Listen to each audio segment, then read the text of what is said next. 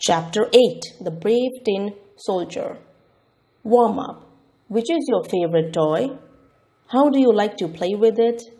Did you lose any of your toy recently?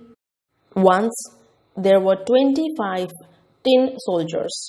They were brothers, for they had all been made out of the same old tin spoon. The soldiers had their rifles against their shoulders and stood upright. Their uniforms were in red and blue color. They lived inside a box. The first thing they learned about the world was through few words shouted by a little child. Tin soldiers. He clapped his hands with joy as he opened the lid to play with them. All of them were exactly the same, except one who had only one leg. He had been made last of all, and there had not been quite enough tin left to finish him. But he stood as firmly on his one leg as the others upon their two, and it is his story that we will hear about. Opposite to their box was a lovely castle. It was made of paper. It also had a lovely lady standing in front of it. That lady was also made out of paper. She looked like a princess, but she looked more like a dancer. As she danced herself round and round, the tiny one-legged soldier could not take his eyes off her. That would just be the wife for me, if she wasn't so grand.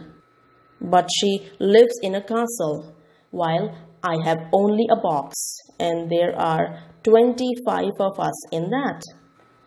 It would have no place for a lady.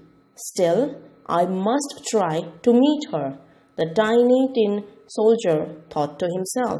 When the evening came, all the other tin soldiers were put away in their box, and the people in the house went to bed.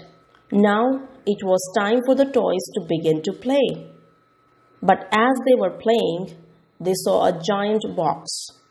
Out popped a goblin, for the box was a jack-in-the-box.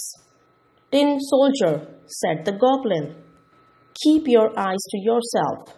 Do not look at something which has nothing to do with you."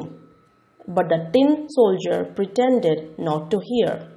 Next morning, when the children got up, the tin soldier was placed on the window sill.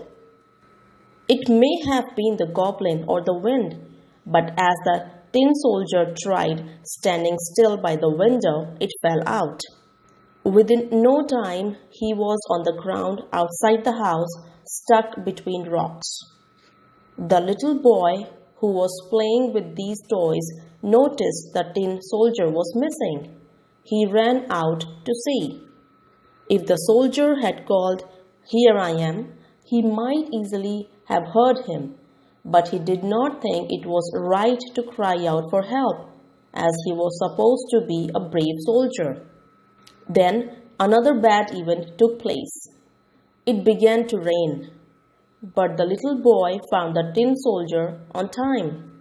"There you are. I have the perfect idea to play with you during this rain," said the little boy. He built a boat out of paper, placed the tin soldier inside the boat, and put the boat in the water stream that was flowing on the street. But somehow the little boy lost control as the water rush was so fast. "Where am I going now?" Tin soldier thought. "Yes, the goblin did this to me. If only the little lady was sailing with me in the boat, I would not mind sailing away." Off he went inside a big river. He was too heavy, so he wasn't able to float. Before he knew, he found himself being swallowed up by a giant fish. It was so dark, so hot, and so stinky. All he could think of was his home, his fellow soldiers, and the little lady. He slept quietly inside the fish belly. "Ahoy! Look, Tom, your little soldier's back." What? He had heard this voice before. Wait a minute. He was back in the same room where he once lived, and he could spot his friends and the little lady. The little lady flew up to him. Oh, how beautiful was her voice! You are so brave to travel all the way to a faraway place, be inside a fish's belly, and come back to your home. Were you scared? She asked him. No, because all I could think of was how to be brave and strong. And look, I am back home. Tin Soldier said happily.